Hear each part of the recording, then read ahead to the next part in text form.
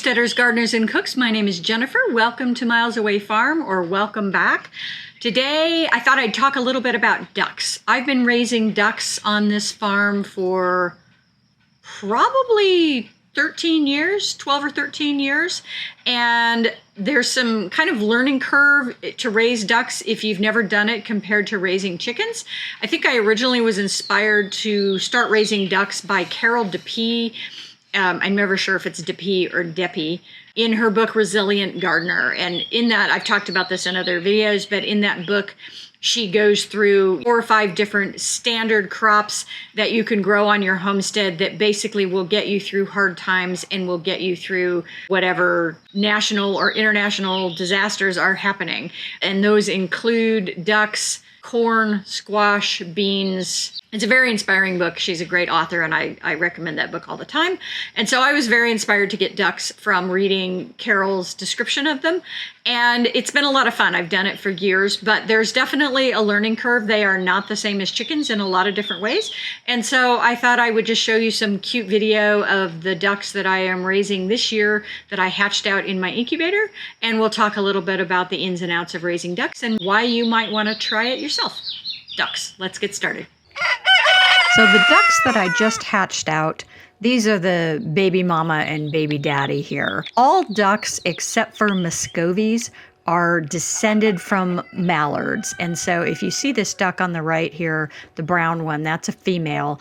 And she looks a lot like a mallard. And these were a random assortment of ducks from the feed store that just said assorted ducks that I bought last year. So these guys are a little over a year old right now. And there's a female, the brown one is a female. The gray one with the dark head is a male. And that's typical of the males with the mallards. They will almost always have a dark head. And then the other female I have is just kind of a standard white duck. And these go by a bunch of different names, but those are the 2 females. And then I do have one other male who is a descendant of my original flock of ancanas. Unfortunately, when I ordered those ancanas, they sent me 16 birds and 11 of them turned out to be male. Well, hi, babies. Oh my goodness, look at you guys. Oh, hang on, let me help you. Good job, babies. Looks like we got all but one, maybe. All right, whoops. Oh, you hopped right out. Hang on. And then we lost one to a predator, and we lost one of the females to a prolapse. And so I ended up with way too many males. And then somebody donated to me a khaki Campbell and another duck. And so I ended up just crossbreeding with those original ancanas because I didn't have a very big flock. And so I wasn't able to maintain the genetic purity of the ancanas. They were super fun, but it was always difficult. I have one male left, and he's old enough that I don't think he's the baby daddy here. I think these are all probably sired by that dark gray male. Ducks need 28 days of incubation if you're going to try incubating them yourself rather than just buying them from the feed store. And they need higher humidity than a typical chicken does. And so you'll need to adjust your incubator accordingly. Similar temperature to chickens, so that part's not difficult, but a week longer in incubation, so it can take a little bit more time. They can be a little bit more fiddly. And then when they hatch, I set up my brooder in the house for the first couple of days just because the weather was still really mercurial, and I didn't have a great spot to put these because I'm also raising a bunch of chickens right now. And so they got to stay in this box for a couple of days. Notice the waterer is like multiple tiered, so there's the waterer, and then there's a catch basin, and then there's another catch basin. Ducks are wildly messy. They love water. If they were in the wild, they would be in a pond within a day or 2 of hatching. And so they make a huge mess because they not only want to drink it, but need it to eat their food. This is a little quart waterer, and they'll go through that in a day just by dabbling around in it. So it helps a ton if you have kind of a tiered system where there's some catchment. The first time I raised ducks, I had them in a stock tank, and I just kept adding bedding. And the bottom of that stock tank, by the time I got those ducks out of there, was about a foot deep or deeper with very, very wet, soggy bedding because they just kept dumping the water out. They'll go through a gallon a day once they're about a week old. And it's not that they're drinking all of it, they're just spilling it everywhere. And that is one of the drawbacks to ducks. But super, super cute when they're little. They will imprint on you if you incubate them and hatch them out yourself, if you handle them a lot immediately. I don't tend to handle my poultry a lot because I do sometimes harvest and eat them. And that's not an easy thing to do if you've got this really close bond with this animal who trusts you. And so I tend to let them be ducks and they bond with each other and they don't bond with me. So they're a little bit scared of me, and that's totally fine. I don't worry about it too much. The first couple of days, I like to put the food in an open container. You see, I've got a big heavy bowl here. They don't really know what it is yet. And so they're just eating everything, including the bedding. This is wood shavings from a friend of mine who does woodworking, and they pretty much figure it out within a day or two. But the kind of standard feeders with the little holes are a little confusing until they figure out what food actually is. And so I tend to have an open container. I do a similar thing with chickens. And then once they've got it figured out, then I'll put a regular feeder in there, and they're not so likely to just be standing in it, which helps. If you're raising ducks just like chickens, you can get egg-laying ducks, you can get meat birds, or you can get ones that are considered dual purpose. The egg-laying birds do not have a ton of fat on them. And so if you're thinking you're going to butcher your egg-laying males, which is what I was thinking, because a good ratio of male to female is about 1 male to 5 or 6 females. If you have a ton of males or equal males and females, the males can be seriously difficult and hard on the females. I actually had my males drown one of my females one time in a pond because they were all trying to mate with her at the same time, and they basically just held her underwater. So having too many males can be a mess. So you want to decrease your males. So male to female, you usually can't sex them easily unless you're really good at doing the tricks to look at genitalia and push on things and figure it out. But you usually can't easily sex them male and female unless they're dimorphic, which means that the males look different from the females from the very beginning. The mallard ducks, the males will almost always have a dark head, but it takes a while for that feathering to come in. And the males have a little curly tail feather that curls around at the top. But that also, again, takes probably, 6 to 8 weeks before those feathers are fully in, and you can definitely tell for sure. However, they have different calls. And so a male duck has a much quieter kind of wah, wah, wah, and a female duck has a much harsher quack, quack, quack. And so you can sex them by their voice often before you can sex them by their plumage, which is kind of fun. Once they're 2 or 3 days old, it's a good idea to put them in water. I got this from Carol Dippy's book. It activates their oil glands, and it helps them be a lot more resistant to temperature changes as they bring in their regular feathers. That oil gland is working, and so they're a lot more waterproof. So these guys are 3 days old, and they're just here in my kitchen sink. And I actually walked away and just left the camera running because initially they were really freaked out by the fact that I was standing there because I was a big giant predator staring at them. And so I walked away, and you can see they're definitely doing a lot more playing once I wasn't in the picture. This water, by the way, is quite warm because they don't have any oil in their feathers yet. They will get very wet. And so I wanted the water to be warm so that they didn't get chilled. So it's probably 90-degree water in there. I liked the Ancanas that I initially raised. They were a beautiful heritage breed, and if they were easy to come by, I would probably raise them again, but they're not easy to get. There are only a few places in the country that sell them, and with my bad experience with ending up with way more males than females, I just decided that that wasn't something I was going to do again. In terms of what to feed your ducks when they're little like this, you can feed them standard chicken feed for baby chickens. If you want, you can do a higher protein. Sometimes when I'm raising turkeys at the same time, I'll get like a meat bird or an all flock that has 18% or 20% protein in it, 22% protein, but they do fine on 16%. They don't need a huge amount of extra protein in their diet. Ducks are a lot hardier than chickens. They don't need the level of heat for the length of time that a chicken does. With a chicken, you're supposed to move the heat lamp away a little bit and decrease the temperature by 5 degrees every week or so until they're fully feathered. These guys will pretty much be fully feathered at 4 weeks. And by 6 weeks, it's hard to tell that they're not adults. They grow incredibly fast.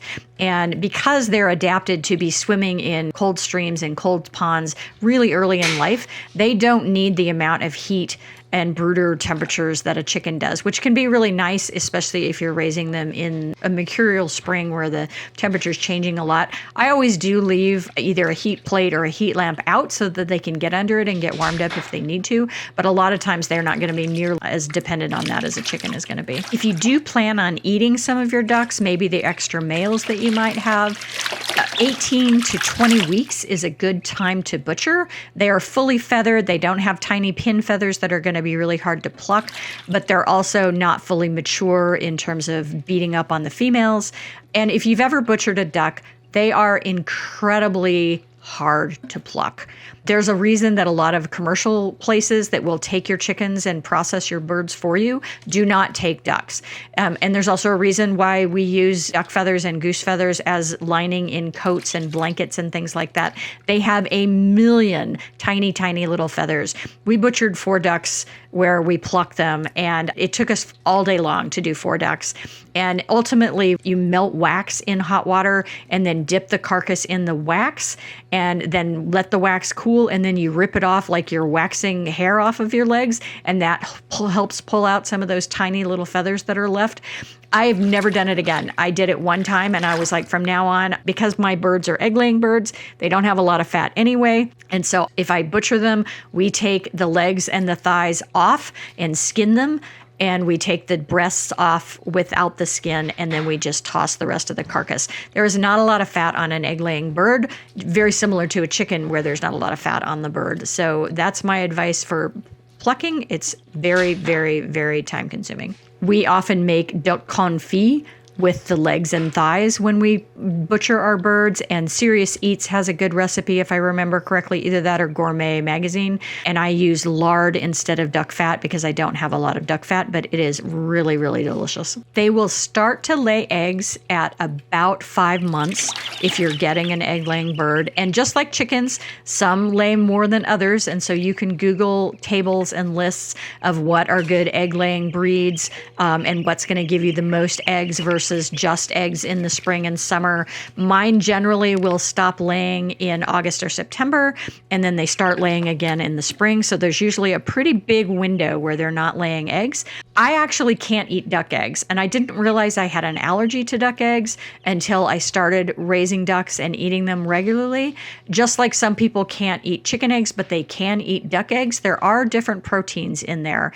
And it turns out that I'm allergic to them. They make me horribly nauseous. And it took multiple exposures before I fully understood what was happening and before it was fully bad. But I suspected it was the eggs. And so one morning when I had no place to go and no big tasks that I needed to do, I had scrambled duck eggs for breakfast. And by about 1 o'clock, I had thrown them up. And so I have learned that I can eat duck eggs. And I actually think it's more common in the population than people realize.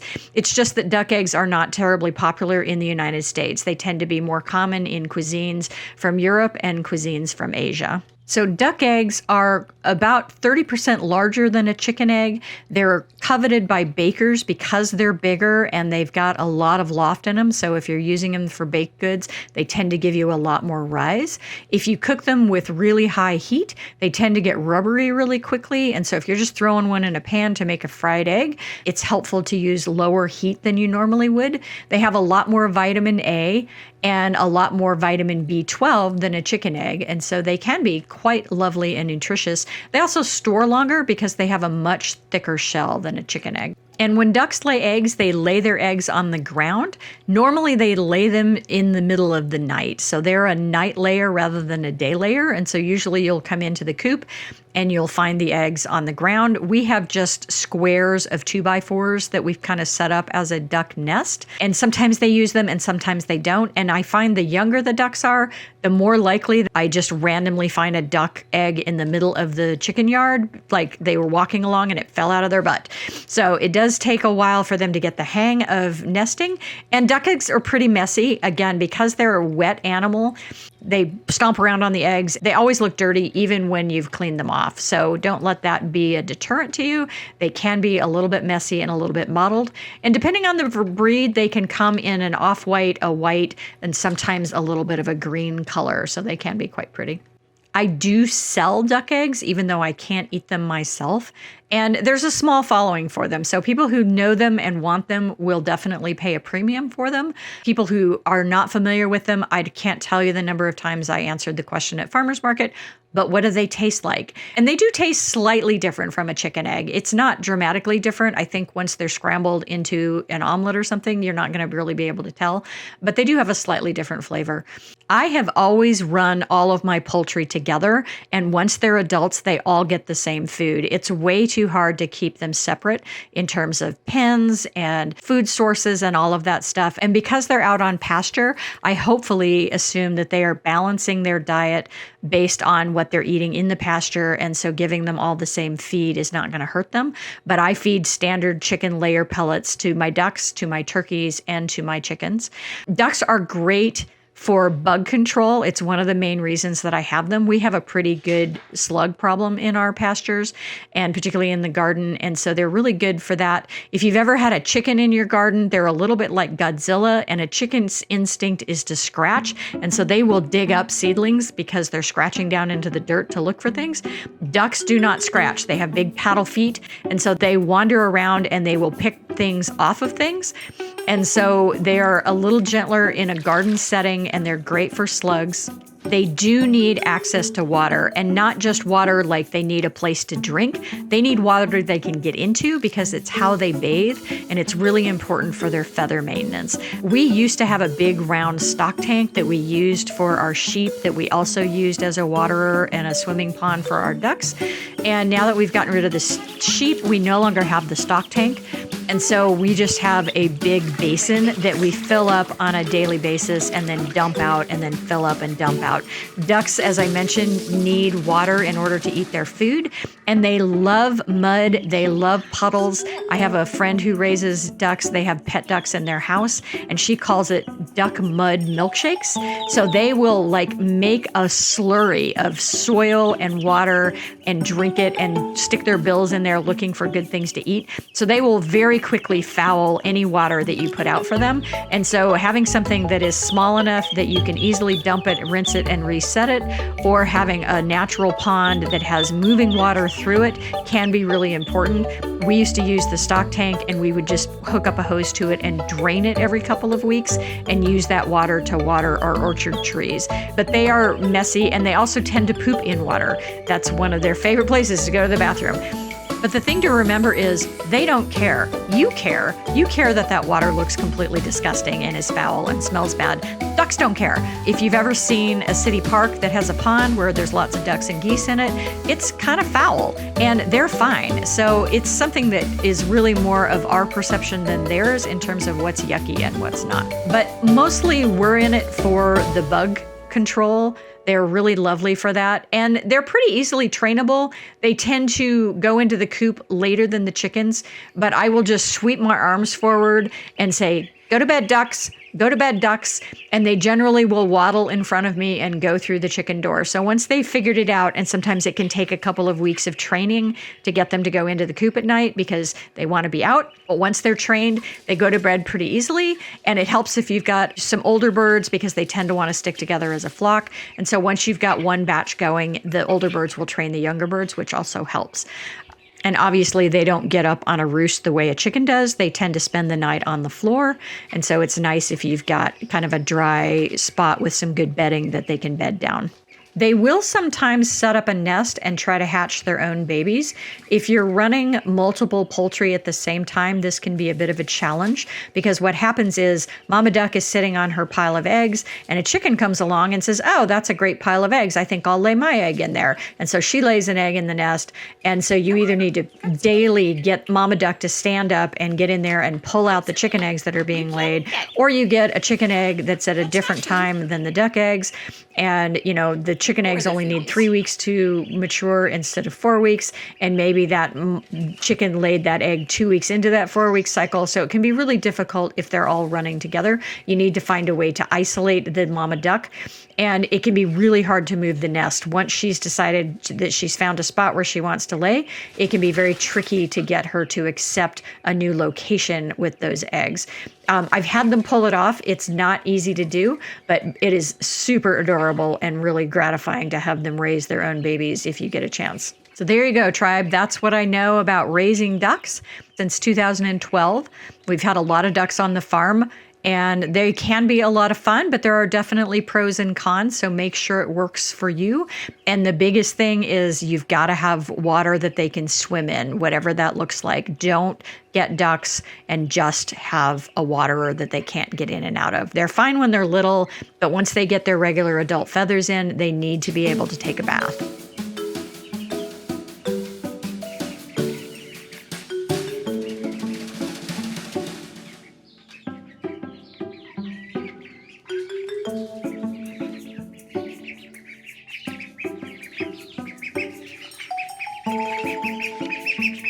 There you are. Hi, ducks. You guys are so big.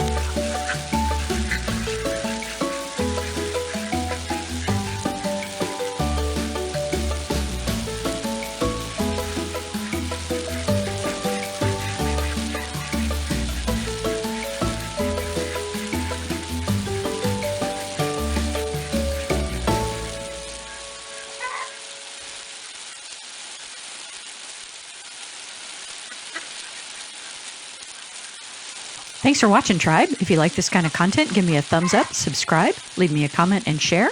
I have new content coming out every week.